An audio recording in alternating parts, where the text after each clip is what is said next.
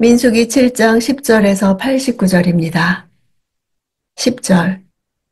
제단에 기름을 부을 때 지도자들이 제단 봉헌 예물을 가져왔습니다. 지도자들은 자신들의 예물을 제단 앞에 내어놓았습니다. 봉헌식은 어떤 물건이나 건물을 하나님의 소유물로 공식적으로 공포하는 거룩한 예식입니다. 제단을 봉헌한다는 것은 제단을 처음으로 사용하는 날을 기념한다는 의미입니다. 낙성식이라고도 합니다. 제단이 하나님께 드려졌으므로 그 단의 소유권이 오직 하나님께 있음을 공포하는 거룩한 의식입니다. 11절. 여호와께서 모세에게 말씀하셨습니다. 제단의 봉헌을 위해 날마다 지도자 한 명씩 예물을 가져오게 하여라. 하나님께서 지도자들이 반드시 하루 한 사람씩만 나아오기를 강력히 명령하신 것은 이스라엘 12지파의 지도자들 12 모두가 드려야 하는 예물의 양이 심히 많았기 때문입니다. 하나님께서 각 지파에게 정해주시는 날에 따라 12일 동안 각각 예물이 드려졌습니다.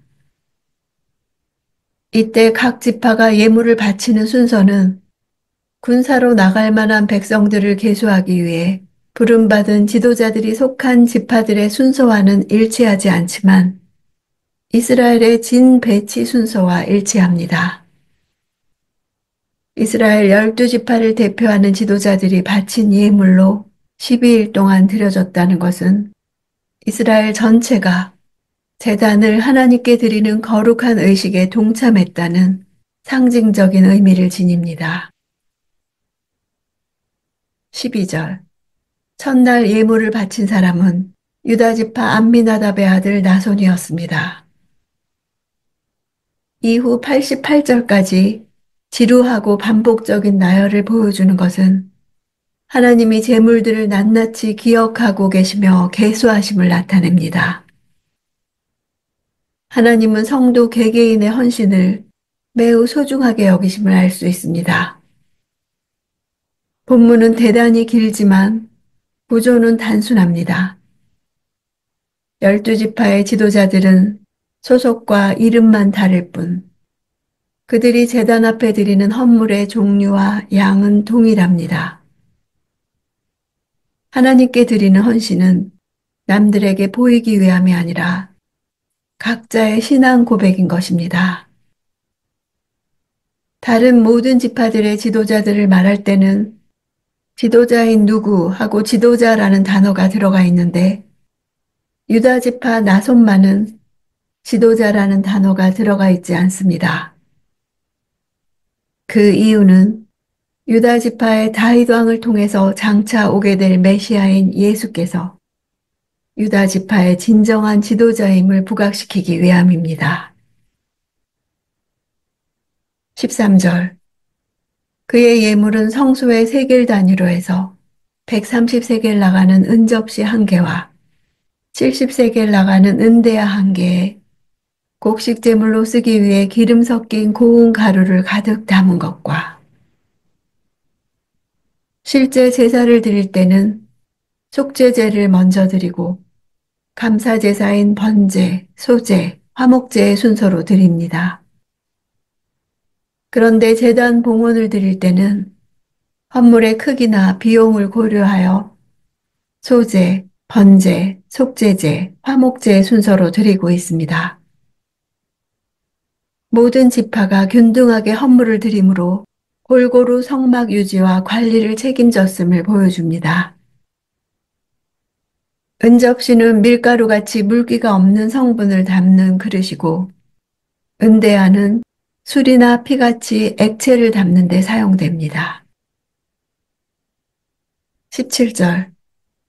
화목제의 희생제물로 쓸 소 2마리, 순양 5마리, 순염소 5마리, 1년 된 새끼 순양 5마리였습니다. 이것이 암미나답의 아들 나손의 예물이었습니다. 모든 지파의 헌물 봉헌을 서술할 때마다 처음과 마지막은 헌물을 봉헌한 지도자의 이름이 나타납니다. 한 번 언급한 지도자의 이름을 반복하는 것은 지파 간의 혼동을 피하려는 것으로 보입니다. 89절. 모세가 회막으로 들어가서 여호와께 말씀드리려고 할 때 증거계 위에 있는 속죄의 자리로부터 곧 두 그룹 사이로부터 그에게 말씀하시는 음성을 들었습니다. 이렇게 여호와께서는 그에게 말씀하셨습니다. 민수기 7장의 마지막은 모세가 회막에서 하나님의 음성을 듣는 장면입니다. 여기서 회막이라는 단어는 성막을 의미합니다. 원래 회막과 성막은 서로 다릅니다. 성막은 진 안에 세워져 제사장이 집례하는 제사를 드리는 곳이며 회막은 모세가 진 바깥에 세운 장막이었습니다. 처음에는 성막과 회막이 구별되어 사용되었지만 차츰 성막 전승이 회막 전승을 흡수하여 회막과 성막을 구별하지 않고 성막의 뜻으로 사용하게 됩니다. 그래서 진 바깥의 회막을 뜻하는 구절 이외의 다른 구절에서 나타나는 회막은 대부분 성막을 뜻합니다. 이 장면은 성막을 거룩하게 한 때 이후이기 때문에 성막이 건립되고 거룩하게 된 출애굽기 40장 이후와 모세가 회막에서 제사에 관한 하나님의 계시를 받는 레위기 1장 앞에 둘 수 있습니다.